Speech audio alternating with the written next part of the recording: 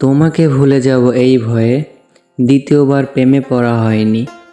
অনেক মানুষ এসেছিল জীবনে, কেউ গল্প হতে চেয়েছে, কেউ আসার অজুহাত খুঁজেছে, তবু আর জায়গা দিতে পারেনি।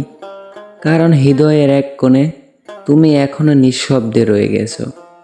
আমি জানি তুমি আর ফিরবে না, তবুও তোমার স্মৃতিগুলোকে বিদায় বলতে মন চায়নি কখনো। হয়তো নতুন কাউকে ভালোবাসলে ধীরে ধীরে তোমাকে ভুলে যেতাম, আর সেটা চাইনি।